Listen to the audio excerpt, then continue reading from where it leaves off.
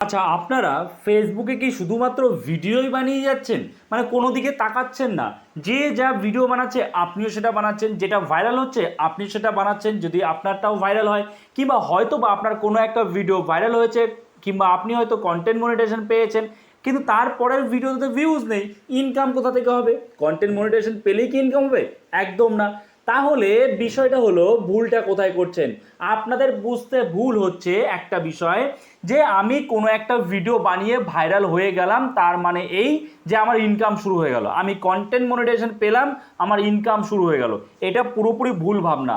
আপনি content monetization পেলেন মানে আপনার ইনকাম শুরু হলো ঠিকই, কিন্তু যদি ভিউজ না আসে তাহলে আপনাকে ইনকাম কোথা থেকে দেবে?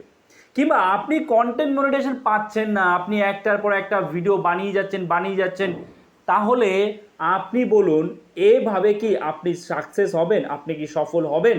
দেখুন, আজকের এই ভিডিওতে আমি ডিটেলসে আপনার সাথে সব আলোচনা করব এই বিষয়টা নিয়ে, যেটা ফেসবুক আপনার সাথে শেয়ার করেছে। প্রত্যেকের ফেসবুক প্রোফাইলে, প্রত্যেকের ফেসবুক আইডিতে যারা যারা প্রফেশনাল ড্যাশবোর্ড অন করেছে কিংবা ফেসবুক যে পেজ রয়েছে সেখানে কিন্তু এই যে দেখুন, ক্রিয়েটার এডুকেশন বলে একটা অপশান আছে, সাইডে আমি স্ক্রিন শেয়ার করছি, এখান থেকে আপনারা সব বুঝতে পারবেন। এই ক্রিয়েটার এডুকেশনের কাজ কি, কোথায় পাবো এই ক্রিয়েটার এডুকেশন, আমি আপনাদের একবার প্রথম থেকে দেখিয়ে দিই এই ক্রিয়েটার এডুকেশন কতটা গুরুত্বপূর্ণ। আপনার আর কোনো কিছু নিয়ে কনফিউশন থাকবেই না এই ক্রিয়েটার এডুকেশনটা যদি আপনি বুঝতে পারেন। দেখুন, অন স্ক্রিন আপনারা দেখতে পাচ্ছেন আমরা ফেসবুকের যে প্রোফাইল আছে সেখানে এসেছি। আসার পরে এখানে যে ড্যাশবোর্ড আছে সেই ড্যাশবোর্ডে আমি ক্লিক করছি। ঠিক আছে, একই নিয়ম। আপনার যদি ফেসবুক পেজ হয় একই নিয়ম। আচ্ছা, আসার পরে আমি স্ক্রল করছি। স্ক্রল করে দেখুন, এটা কিন্তু একটা ডেমো প্রোফাইল ফেসবুকের, আপনাদের বোঝানোর জন্য এটা বানানো হয়েছে। স্ক্রল করে দেখুন নিচে রয়েছে ক্রিয়েটর এডুকেশন, দেখতে পাচ্ছেন? তো আমরা কি করছি, এই ক্রিয়েটর এডুকেশনে ক্লিক করলাম। ক্রিয়েটার এডুকেশনে ক্লিক করার পর ভালো করে বুঝবেন, ক্রিয়েটার এডুকেশন মানে হচ্ছে আমরা হচ্ছে ক্রিয়েটার এবং আমাদের জন্য কিছু টিউটোরিয়াল এখানে রয়েছে, যেটা ফেসবুকের দেওয়া।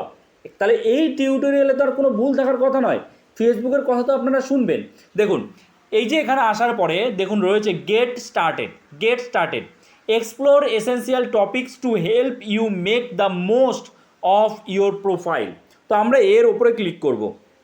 এর ওপরে যখনই আমরা ক্লিক করার পর আমাদের সামনে এরকম ইন্টারফেস চলে এসছে। এখানে চলে এসছে get started explore essential topics to help you make the most of your profile. এখানে কি বলেছে, এখানে দেখুন রয়েছে যেটা, যে আর্নিং মানি রিলেটেড প্রতিদিন এখানে কিন্তু আপডেট হয়, প্রতিদিন এখানে আপডেট হয়। মানে আপনার ফেসবুক প্রোফাইলটাকে বা আপনার পেজটাকে মনিটাইজেশন করা থেকে আরম্ভ করে কীভাবে সেখানে ভিউজ আসবে, কিভাবে আপনি আর্নিং বাড়াবেন, সেই সম্পর্কে কিন্তু আপডেটেড ভিডিও এখানে আসতেই থাকে। কিন্তু আপনারা তো এখানে কোনো সময় দেখেনই না, কোনো নজরই দেন না, আপনারা শুধু যা খুশি যা পাচ্ছেন সেই ভিডিও বানিয়ে দিচ্ছেন। কোনো দিন আপনি সাকসেস হতে পারবেন না। যদিও বা আপনার কোনো একটা ভিডিও যদি ভাইরাল হয়, আপনি কিন্তু কন্টেন্ট মনিটাইজেশন পেলেও ইনকামটা হবে না, কারণ তারপরে ভিডিওতে ভিউজ আসবে না। তো এই ক্রিয়েটার এডুকেশনে আপনি প্রতিদিন খেয়াল করুন। দেখুন, আমি আপনাকে দেখিয়ে দিচ্ছি, এখানে আপাতত দুটো আজকে ভিডিও দিয়েছে, স্টে সেফ। কালকে আরও ছিল, আমি আপনাকে দেখিয়ে দিচ্ছি যে সেই ভিডিওগুলোতে কী বলা হয়েছে।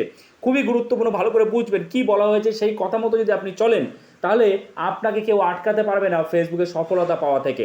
দেখুন, আপনারা ভালো করে দেখবেন, আমি কালকে স্ক্রিনশট নিয়েই রেখেছি, কারণ এখানে বললাম যে ভিডিওগুলো আপডেটেড হয়। সেখানে কি বলেছিল, কালকে যে ভিডিও ছিল সেখানে কি বলেছিল, এখানে কিন্তু আপডেট করে ফেসবুক ক্রিয়েটারদের জন্য। Clear up creator misconception about growth, মানে আপনাদের মনে যে মিসকনসেপশন রয়েছে, একটা ভুল ভাবনা রয়েছে যে কিভাবে আমি গ্রো করবো আমার পেজটাকে বা আমার প্রোফাইলটাকে, এক কথায় ফেসবুককে, সেখানে গ্রোথটা কি ধীরে ধীরে হবে।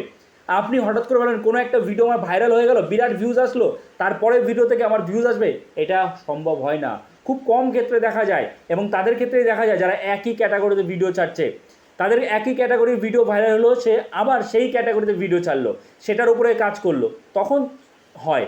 কিন্তু সাধারণত কি হয় দেখুন, editing post and tagging other accounts don't heart your growth.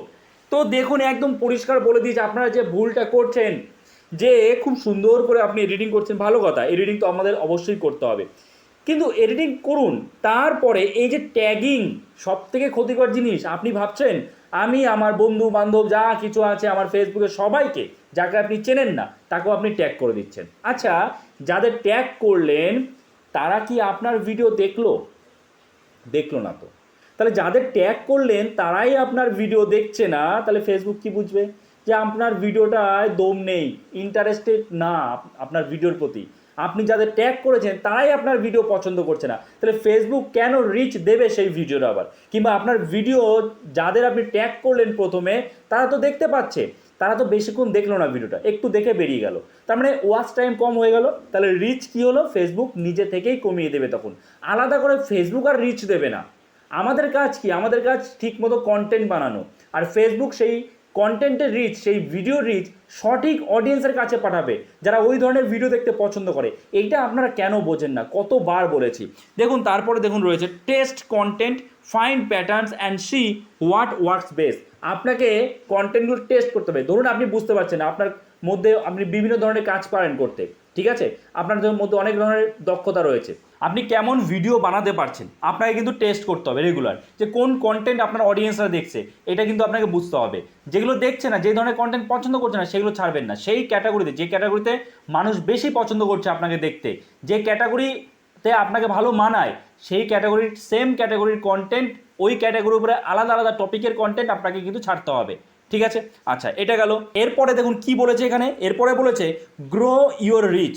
এখানে আপনি রিচ কীভাবে বাড়াবেন, যেটা আমি বললাম আপনাদের, analyse content performance with insights, try to replicate what works, review insight regularly as part of your routine. অর্থাৎ বলেছে আপনার কন্টেন্ট, আপনি কন্টেন্টের যে ঠিকমতো প্রতিদিন অ্যানালাইজ করুন। আপনার যে ফেসবুকের ড্যাশবোর্ড আছে, সেখানে যে অ্যানালিটিক্স আছে, সেখানে গিয়ে আপনাকে অ্যানালাইজ করতে হবে, বুঝতে হবে যে আপনার কন্টেন্টে কোন ধরনের কন্টেন্ট ভালো পারফর্ম করছে, এবং try to replicate what works, মানে যে কন্টেন্টটা আপনার ভালো পারফর্ম করছে, এবং রিভিউ ইনসাইট রেগুলারলি বলছে আপনাকে ইনসাইটটা চেক করতে, কোন ধরনের মানুষজন বেশি আসছে, কোন ধরনের অডিয়েন্স আপনার বেশি, ডিটেলস আপনি দেখুন, ডিটেলস দেখে তারপরে আপনি তার উপরে রিসার্চ করে তারপরে ভিডিও বানান। এত সোজা নয়।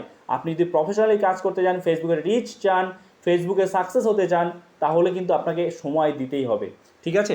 আচ্ছা, তারপরে দেখুন কি বলেছে, তারপরে দেখুন বলেছে যে আন্ডারস্ট্যান্ডিং ডিস্ট্রিবিউশন। তো এখানে আপনার যে ডিস্ট্রিবিউশন বলতে কি, আপনার ভিডিওটা ছড়িয়ে দিচ্ছে ফেসবুক, সেটা কিভাবে ছড়িয়ে দিচ্ছে সেটা বুঝতে বলেছে এখানে। দেখুন অনস্ক্রিন আপনারা দেখতে পাচ্ছেন যে লো কোয়ালিটি কন্টেন্ট মে রিসিভ লোয়ার ডিস্ট্রিবিউশন। লো কোয়ালিটির যদি কন্টেন্ট হয় তাহলে কিন্তু সেই ডিস্ট্রিবিউশনটা লো হবে, মানে আপনার ভিডিও বেশি জনের কাছে কিন্তু ফেসবুক ছড়াবে না। এবার লো কোয়ালিটির কন্টেন্ট মানে কি? আপনার লো কোয়ালিটি কন্টেন্টের মধ্যে কী কী পড়ে? প্রথমত আপনার ভিডিওর যে কোয়ালিটি, এর মানে এই নয় কিন্তু যে অনেক বিরাট ক্যামেরা লাগবে, বিরাট ভালো ক্যামেরা, ভালো অনেক দামি ফোন লাগবে, তা নয় কিন্তু। এখানে লো কোয়ালিটি কন্টেন্ট বলতে প্রথমত ক্রিয়েট অরিজিনাল কন্টেন্ট। আপনি অন্য কারোর ভিডিও বা অন্য কারোর কন্টেন্ট আপনি ছাড়বেন না, প্রথমত এটা। দ্বিতীয়ত মিনিংফুল কন্টেন্ট, আপনার কন্টেন্ট যেন মিনিংফুল হয়।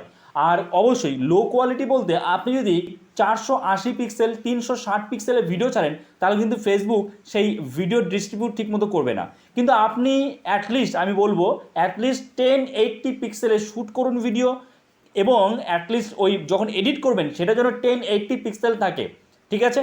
তা নাহলে কিন্তু ফেসবুক সেই ভিডিওটাকে লো কোয়ালিটি ভাববে, সাধারণভাবেই সেই কোয়ালিটি কম হয় সেই ভিডিওর, আর সেই ভিডিওর কিন্তু রিচ কম দেবে, ডিস্ট্রিবিউট কম করবে ফেসবুক।